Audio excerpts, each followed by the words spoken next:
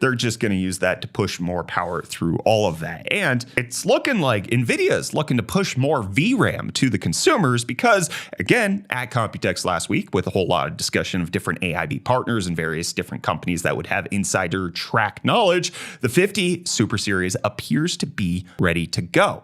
Originally, it was reported that it was going to happen sometime earlier this year. Potentially Computex is when the 50 Super Series would have gotten unveiled, but now there's no timeline. However, it does look like they're going to be bringing a 5060 Super, which was not on the original cards for the original launch of the Super Series as we knew it, but it looks like that's going to get added in, allowing it to get up to 12 gigabytes of VRAM. It's beautiful that we need a Super Series in order to hit the same amount of VRAM that was on the regular 3060, which is being brought back. But in case you forgot, the 5080 Super card is supposed to have 24 gigs of VRAM. The 5070 Ti Super Series is also supposed to share that amount with slightly slower memory and fewer CUDA cores, allowing it to not necessarily step on the toes of the 5080 Super, but probably is going to be a better bang for buck. And then the 5070 Super coming in at 18 gigabytes of VRAM because of the new 3 gigabyte memory modules that NVIDIA's used for their laptop cards, as well as the rumored 5059 gigabyte that's supposed to be dropping. That might be a 5050 Super, potentially, or they're just going to call it the 9 gigabyte edition. Then 5060 Super with 12 gigabytes, 5070 with 18, 5070 Ti with 24, and then the 5080 Super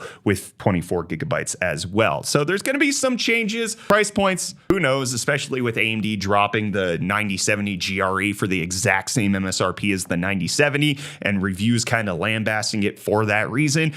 I wouldn't necessarily hope that this is going to be